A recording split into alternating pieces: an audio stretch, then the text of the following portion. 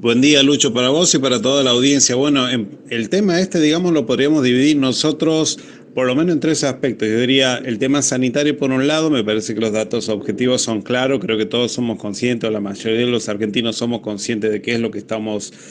atravesando, dónde están las zonas de conflicto. Por otro lado, el tema jurídico, digamos, o sea, ha habido un carnaval ahí de presentaciones el fin de semana, la verdad que ha sido todo muy desprolijo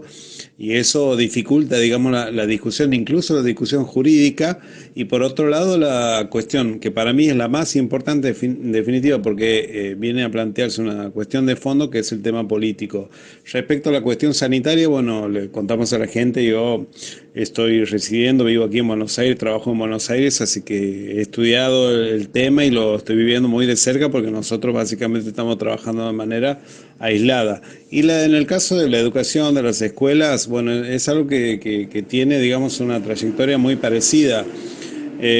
Para que te des una idea, las burbujas en la primera semana, apenas arranca esto, en los primeros días de marzo había 88 burbujas en la primera semana aisladas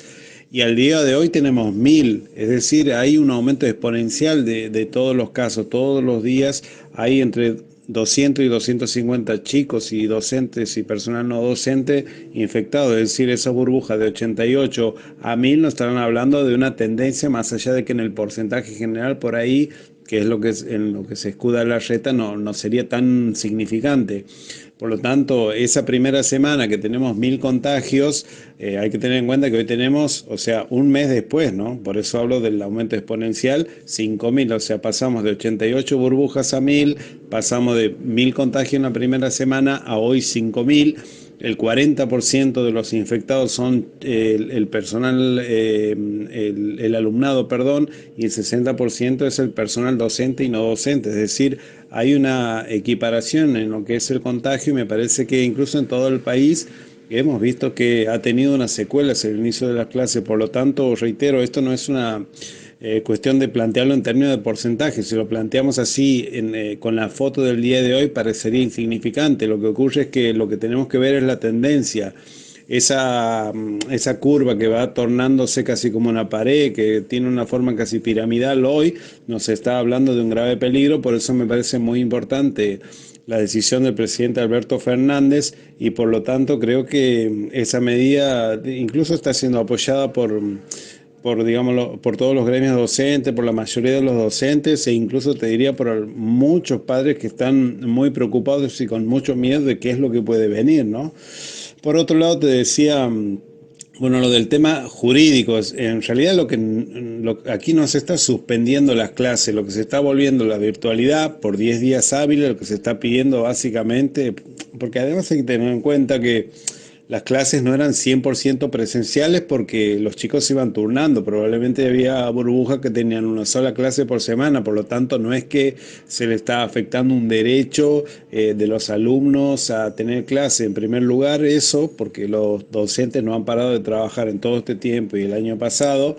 En segundo lugar, el presidente toma una decisión a partir de una necesidad y una urgencia. Por eso lo hace a través de un decreto de necesidad y urgencia, porque yo creo que en este contexto de pandemia, en este contexto de aumento exponencial de los casos, no podemos negar que hay una situación excepcional. Y en todo caso, los carriles que se podrían haber tomado aquí me parece para recurrir la decisión, porque obviamente el gobierno de la ciudad de Buenos Aires si tiene todo el derecho de asistir a la justicia para que la justicia revise eso, es verdad. Podría haber canalizado eso a través de la bicameral permanente, porque los principios constitucionales nos dicen que es el órgano que debe revisar esas decisiones del presidente,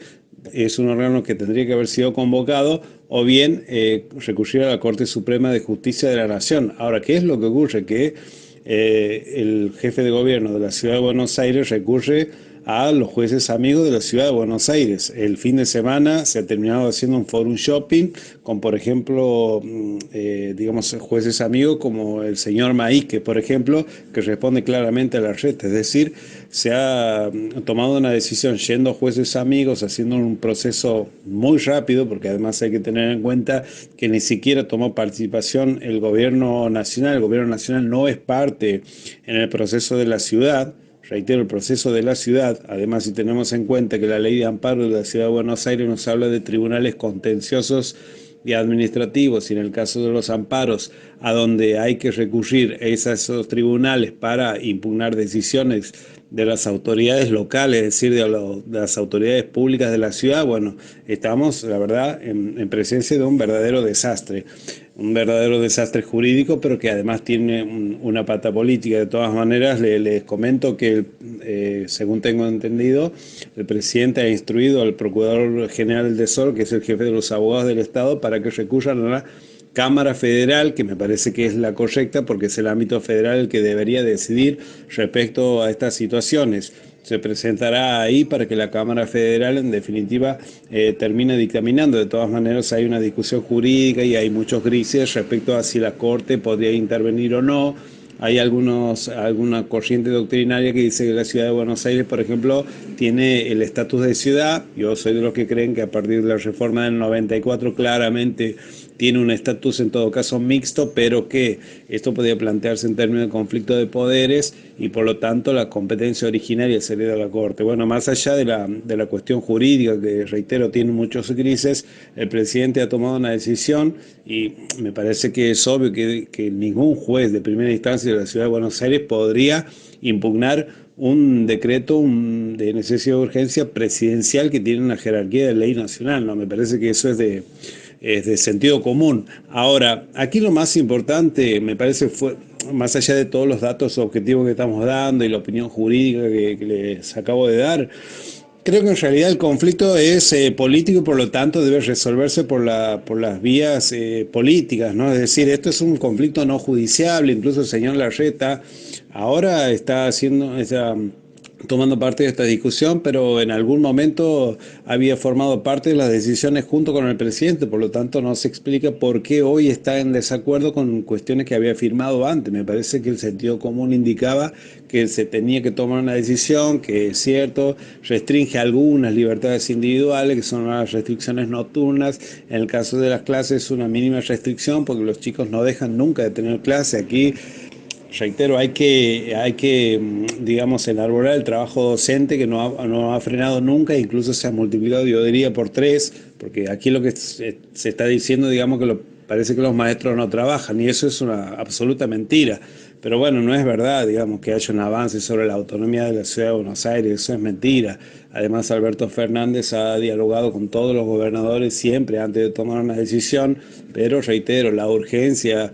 de la situación hace que tenga que tomar medidas drásticas hasta que se vaya resolviendo la cuestión de las vacunas y demás. Bueno, en definitiva es una cuestión política. Larreta utiliza el Forum Shopping, ha colonizado la justicia de Cava y por eso se siente confiado, por eso arma la conferencia de prensa para salir, digamos, como un personaje victorioso, yo diría, en esta contienda que tiene contra Macri, porque en definitiva si vos me preguntas a mí cuáles son las causales de todo el problema este que hemos vivido el fin de semana, por qué tenemos rehenes a los padres y a los alumnos y alumnas de la Ciudad de Buenos Aires, bueno, básicamente porque se está dando una disputa feroz, una disputa política feroz, una disputa política interna entre el PRO o entre Juntos por el Cambio, digamos, todo el pelotón que encabeza Horacio Rodríguez Larreta Vidal contra el macrismo, digamos, Patricia Bullrich, el mismo Macri. Me parece que han utilizado todos digamos, el aparato del Estado, todos los recursos que tiene la Ciudad de Buenos Aires para disputar políticamente, digamos, su interna, ¿no? Así que bueno, no se puede pagar con la vida de los alumnos, de los chicos o de algunos docentes la campaña política de Larreta, ¿no? Así que bueno, en definitiva esperemos que la justicia resuelva rápido y que obviamente se encuentren los carriles políticos de cierta normalidad como para encarrilar esta cuestión que reitero es muy grave y que necesita el consenso de todos los actores.